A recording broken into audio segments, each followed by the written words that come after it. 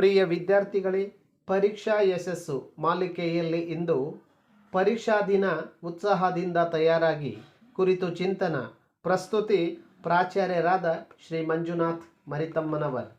300 ದಿನಗಳ ಕಾಲ ತರಗತಿಗಳಿಗೆ ಹಾಜರಾಗಿ ಗಂಭೀರವಾಗಿ ಅಧ್ಯಯನ ಮಾಡಿದ ನೀವು ಈ ದಿನವನ್ನು ಸಮರ್ಪಕವಾಗಿ ಬಳಸಿದರೆ ಮಾತ್ರ ಪರೀಕ್ಷಾ ಯಶಸ್ಸು ಸಾಧ್ಯ. ವರ್ಷಪೂರ್ತಿ ಚೆನ್ನಾಗಿ ಅಧ್ಯಯನ ಮಾಡಿ ಈ ದಿನವು ಸರಿಯಾಗಿ ಸದ್ವಿನಿಯೋಗವಾಗದಿದ್ದರೆ ತುಂಬಲಾರದ ನಷ್ಟ ನಿಮಗೆ. ಆದ್ದರಿಂದ ಈ ದಿನವನ್ನು ತುಂಬ ಜಾಗರೂಕವಾಗಿ ಅರ್ಥಪೂರ್ಣವಾಗಿ ವಿನಿಯೋಗಿಸಿಕೊಂಡು ಪರೀಕ್ಷೆಯಲ್ಲಿ ಯಶಸ್ಸು ಗಳಿಸಿ. ಬೆಳಿಗ್ಗೆ 5 ಗಂಟೆಗೆ ಏಳುವಾಗಲೇ ಈ ದಿನದ ಪರೀಕ್ಷೆಗೆ ನಾನು ತುಂಬ ಚೆನ್ನಾಗಿ ತಯಾರಾಗಿದ್ದೇನೆ, ಎಲ್ಲ ಪ್ರಶ್ನೆಗಳಿಗೆ ಅರ್ಥಪೂರ್ಣವಾಗಿ ಉತ್ತರಿಸುತ್ತೇನೆ ಎಂಬ ಆತ್ಮವಿಶ್ವಾಸ ಇರಲಿ. ಪರೀಕ್ಷಾ ದಿನ ನನ್ನ ಕಲ್ಪನೆಗಳಿಗೆ ಜೀವ ತುಂಬುವ ದಿನ ಎನ್ನುತ್ತಾ ಹಾಸಿಗೆಯಿಂದ ಮೇಲೇಳಿ ಬೆಳಗಿನ ನಿತ್ಯ ಕರ್ಮಗಳನ್ನು ಮುಗಿಸಿಕೊಂಡು 5:30ರಿಂದ 7:30ರವರೆಗೆ ಸುಮಾರು 2 ಗಂಟೆಗಳ ಕಾಲ ಪಠ್ಯಪುಸ್ತಕದ ಪುಟಗಳನ್ನು ಅಥವಾ ನೀವು ತಯಾರಿಸಿಕೊಂಡಿದ್ದ ನೋಟ್ಸನ್ನು ಒಮ್ಮೆ ತಿರುವಿ ಹಾಕಿ. ಚಿತ್ರ, ಮುಖ್ಯಾಂಶ, ಸೂತ್ರ, ನಿಯಮ, ಪದ್ಯಭಾಗ ಹೀಗೆ ಎಲ್ಲವನ್ನ ಮುಗಿಸಿಬಿಡಿ. ಅತಿ ತಣ್ಣನೆಯ ಅಥವಾ ಅತಿ ಬಿಸಿಯಾದ ನೀರಿನಲ್ಲಿ ಸ್ನಾನ ಮಾಡದೆ ಮಧ್ಯಮ ಉಷ್ಣದ ನೀರಿನಿಂದ ಸ್ನಾನ ಮಾಡಿ. ಸ್ನಾನ ಮಾಡಿದ ನಂತರ ನಿಮ್ಮ ಇಷ್ಟ ಅಥವಾ ಕುಲದೇವರಿಗೆ ಪ್ರಾರ್ಥನೆ ಮಾಡಿ ತಂದೆ ತಾಯಿಗಳಿಂದ ಆಶೀರ್ವಾದ ಪಡೆದುಕೊಳ್ಳಿ.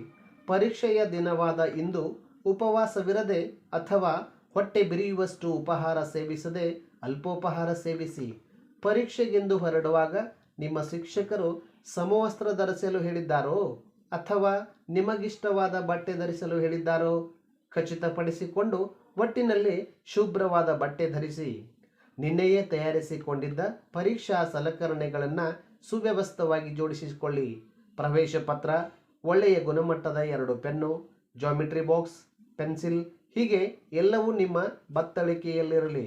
ನೀವು ಬರೆದು ಅಭ್ಯಾಸ ಮಾಡಿದ ಪೆನ್ನುಗಳನ್ನೇ ಪರೀಕ್ಷೆಗೆ ಒಯ್ಯುವುದು ಒಳ್ಳೆಯದು. ಹೊಸ ಲೇಖನಿಯು ನಿಮ್ಮ ಬರವಣಿಗೆಯ ವೇಗದ ಹಿಡಿತಕ್ಕೆ ಬರದೆ ತೊಂದರೆಯಾಗಬಹುದು. ಪರೀಕ್ಷೆಗೆ 1 ಗಂಟೆ ಮುಂಚಿತವಾಗಿ ಪರೀಕ್ಷಾ ಕೇಂದ್ರಕ್ಕೆ ಹೋಗಿ. ಪರೀಕ್ಷಾ ಹಾಲ್ಗೆ ಬಹಳ ಬೇಗ ಅಥವಾ ಬಹಳ ತಡವಾಗಿಯಾಗಲಿ ಹೋಗುವುದು ಬೇಡ. ಪರೀಕ್ಷಾ ಕೇಂದ್ರಕ್ಕೆ ಹೋಗುವ ಮಾರ್ಗದಲ್ಲಿ ಪರಿಸರ, ಸ್ವಚ್ಛಂದ ಗಾಳಿಯನ್ನು ಸೇವಿಸಿ. ನಿಮ್ಮ ಮನಸ್ಸು ಪರೀಕ್ಷೆಯಿಂದ ಹೊರತಾಗಿರಲಿ. ಈ ದಿನದ ಪರೀಕ್ಷಾ ವಿಷಯದ ಬಗ್ಗೆ ಓದುವುದಾಗಲಿ, ಗೆಳೆಯರ ಜೊತೆ ಆ ವಿಷಯದ ಕುರಿತು ಚರ್ಚಿಸುವುದಾಗಲಿ ಬೇಡ. ಅವರು ಹೇಳಿದ ವಿಷಯ ನಿಮಗೆ ಜ್ಞಾಪಕಕ್ಕೆ ಬರದಿದ್ದರೆ ನಿಮಗೆ ಹೆದರಿಕೆ, ಗೊಂದಲ, ಉದ್ವೇಗವಾಗುತ್ತದೆ.